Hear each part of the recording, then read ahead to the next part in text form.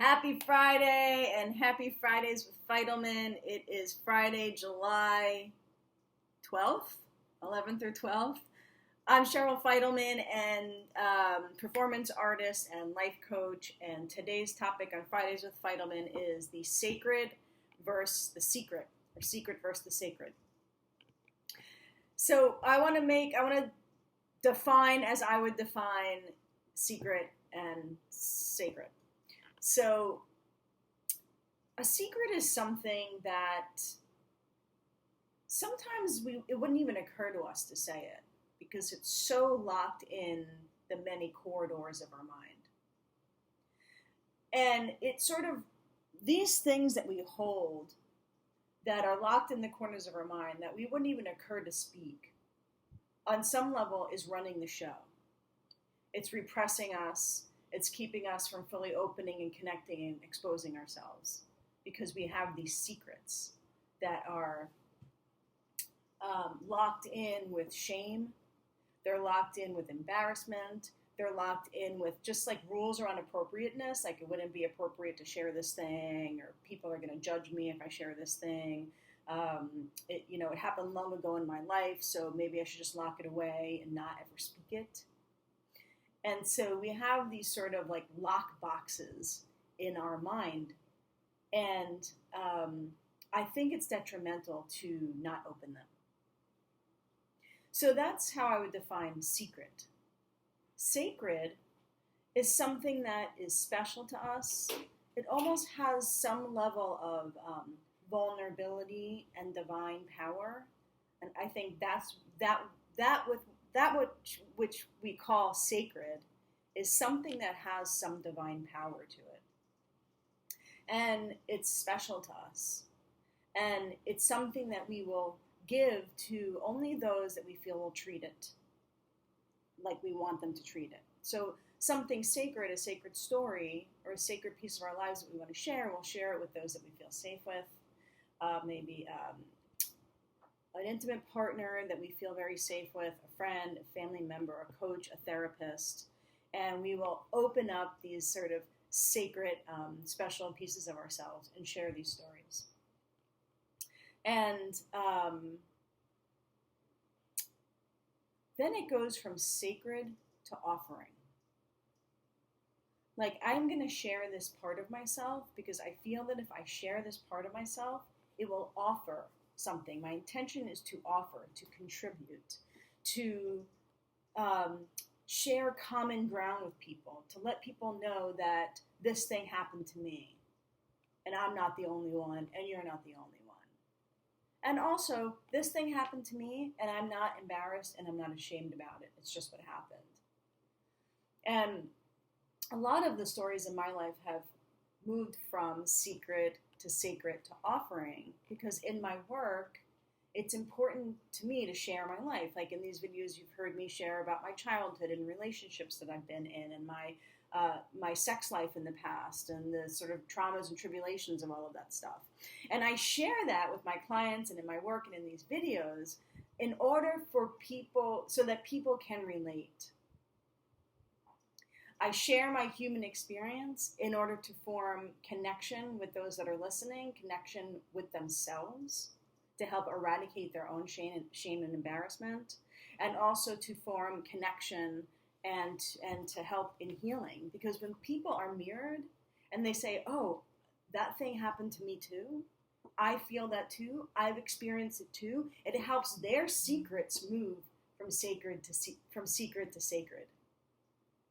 So it's in the sharing of our lives that become an offering. And in the offering, I don't have any attachment to whether or not you judge me. I don't have any attachment to how it lands for you or if you can relate. I have an intention in telling my stories. I have an intention to make an offer, and the offer is received by those it's received from. And then there's people who don't receive it in the way that I intend it, and that's fine as well. So my offering really, it's like a free gift. So moving from secret to sacred to offering. Let's look a little more deeply at secrets. So, and the energy it takes to hold them as a secret. And what that energy does for how we move through the world. I have had a lot of secrets that have moved to sacred. I still have secrets that I'm looking at and I'm examining them.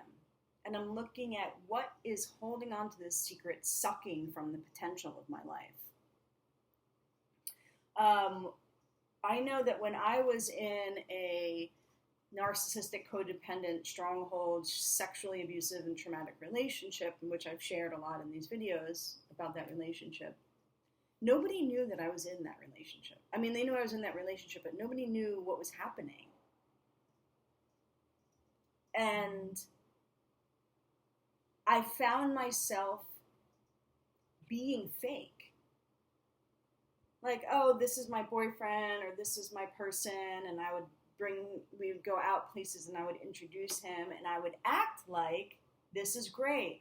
This is a great relationship. And so these secrets that I was holding sort of had me put on a mask of like, these secrets aren't here. And I felt really, really incongruent with myself and who I was presenting and how I was talking about the relationship and things that I was sharing about the relationship.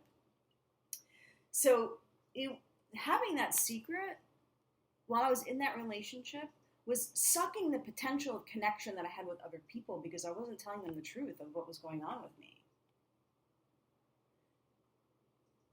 It was sustaining this dysfunctional connection that I had with this person.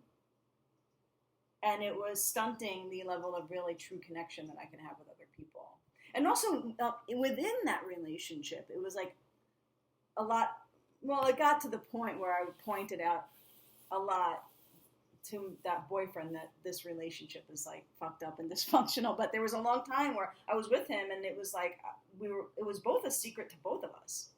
I mean, it was obvious, but we weren't speaking to the fact that what's happening here is twisted.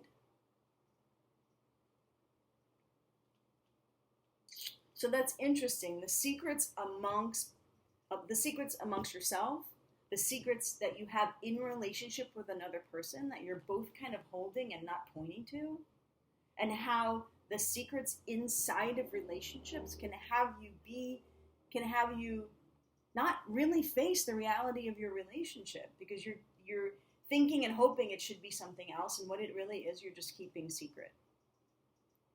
I can't expose. We must both together be blind to what's actually really happening. So it happens in a relationship, and happens with another person, happens in a relationship with oneself, it happens in families. We're just going to sweep this under the rug and pretend that we don't notice that we keep tripping over this lump under the rug. Isn't that interesting? I'm just sort of being like overwhelmed with how much I've done that in my life. Just sort of swept things under the rug. Just tripped over secrets. So, and then eventually, as I started coming to the end of that relationship and started admitting to myself what was actually happening, my secrets went from secret to sacred. I started telling people that I trusted, people that I felt safe with, people that I felt I could navigate the sacredness of what I'm saying with. Like I would reveal, like, this is what's going on in a relationship. And they would say, I had no idea. No idea. My friends, my family, my therapist, no idea. Because I was putting on a mask and being somebody that didn't actually have the issues that I had. And now I have moved that whole relationship from secret to sacred to offering, because it helps in the work that I do. It helps for me to expose the relationships that I've been in and the kind of like dysfunction and childhood program that I've recreated in my relationships. It helps to share that with people in the work that I do. So I'm actually going to put out an assignment. And I'm going to give myself the same assignment, which is, what are some secrets that you're holding that you would consider moving from secret to sacred. And if you wouldn't consider it, then why? And not that that why is wrong. That why is perfectly acceptable. There's just not that there's something wrong with having secrets. But it might be good to look at what's the expiration date on that secret. Like, okay, I'm not ready to move it from secret to sacred, but so I'm going to hold on to it for like another 6 months or a year, and just take that time and examine what is holding on to the secret, sucking from the potential of my life, my potential with my relationship with myself, my potential with my relationship with other people. Now, we'll say a little bit more about sacred. So sharing something sacred with another person deepens relationship. It deepens connection. It deepens the level to which you know yourself, the level to which you're willing to expose yourself, and the level to which you're willing to share with another person and feel camaraderie and feel connection and feel support. And the more sacred stuff you share with somebody, the more it welcomes them to bring their secrets to sacred and share them with you. And the more safety we build in our lives, and the more potential that sacredness can move to offering. Where are we at with time? Okay. So, again, I am doing another summit. It's called the Trust Yourself Again Summit, the sequel to the Trust Yourself Summit from earlier this year. It's coming out in August, and I'll be giving you little tastes of those interviews in some Fridays with Fidelman, and going to New York to visit my family. So next week I'll be on East Coast time, and there's something, I'm moving towards this as well. There's something that seems to me like kind of a place to get to or something to live for, that all of my life, and this, not everybody has to have this intention, but my intention is that all of my life, everything that I've done, all the places where I feel like, I wish I didn't do that, or I wish I did not make that mistake, or I did something really strange and weird and bizarre. Everything that I've been through in my life, I want to bring from secret to sacred to offering, so that everything that I've done is an offering, so that my life is an offering. Because what's done is done, right? And it's kind of like what Oprah says, when you know better, you do better. I think that's right. And also, the places in my life where I feel like I wasn't treated well, or I was abused, or, I have traumas that hold me back, or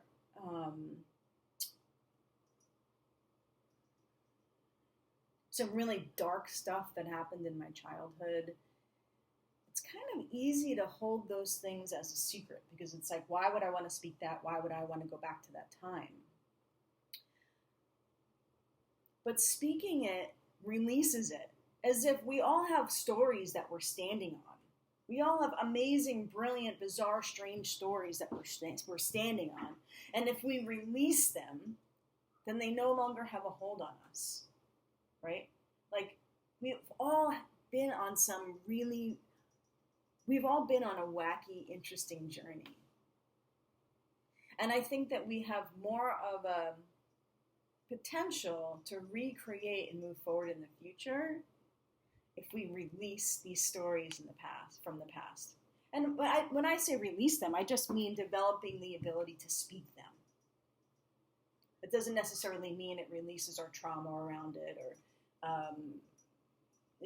I'm just talking about simply languaging what has happened, putting these things into words.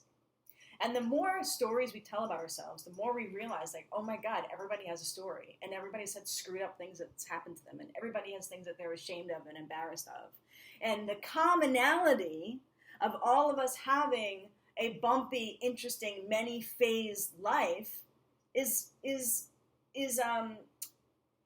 like commerce for connection. Okay, I love you guys. I'm declaring that my intention is that all of my secrets, whatever secrets I have left, move from secret to sacred to offering. And when am I going to fulfill on that intention? I'm ongoingly fulfilling it. I'm ongoingly, looking at my secrets and moving them to sacred. And I'm going to sort of pick up that process because I like this game. So please comment. And even if you want to PM me, if you have some secret that you want to move to secret, and I'll hold it as secret. Or if you want to find somebody in your life where you're like, oh, I think I'm going to move this thing from secret to sacred, I'm going to share it with you. Maybe it's a family member or partner. All right, everybody. Love you. Have a wonderful rockin' weekend. It's midsummer, and I hope you're enjoying yourself and having fun. All right. Happy healing.